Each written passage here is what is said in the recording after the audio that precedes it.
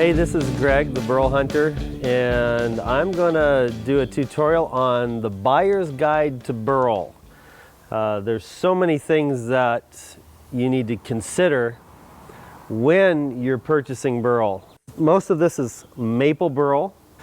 There's never any bad burl. Good, better, and best is the way that I like to look at it, because burl is great. These two pieces on the top are like a cluster log. It's clusters of burl. And so obviously where there's no burl, you're not going to have that nice figure that everybody is looking for.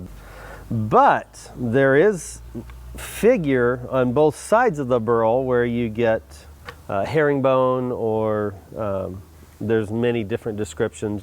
But what I want to talk about is the quality of burl, what you're buying for what use you want.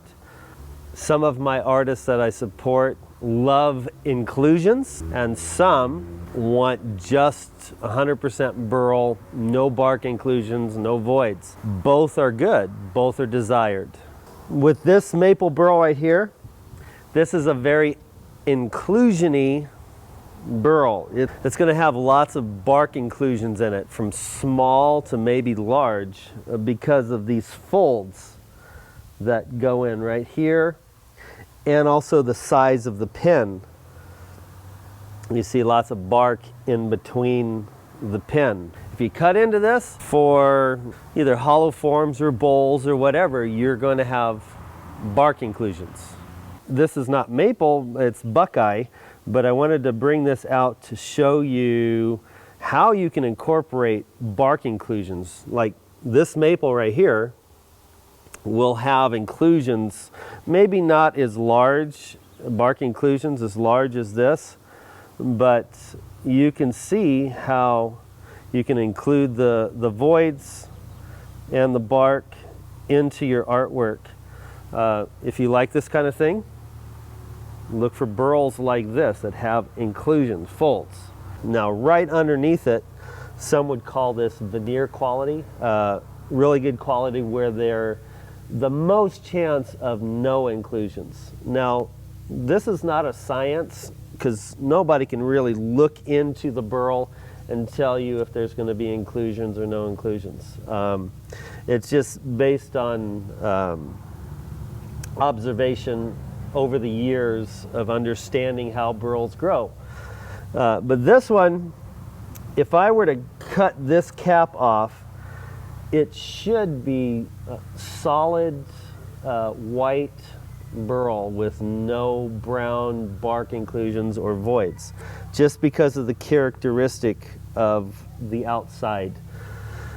Now, understanding that all of this burl, the bark has been pressure washed off so that it exposes the pin and the lace in between the pin. So if you were buying burl in bulk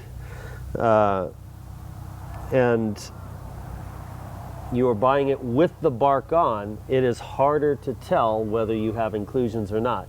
But you still can tell because of just the shape of the burls. If it has lobes, like this has lobes on it, if it has lobes, you're more likely to have bark inclusions. If you just have this one real continuous nice cap, there's a better chance to have no inclusions. For the most part, this is grade A maple burl, and expect to pay the most for this type of burl.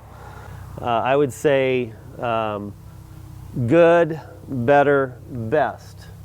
However, if you are a furniture maker, this is good up here at the top, where you have the cluster log that can be made for pedestals. With each species, you have different characteristics.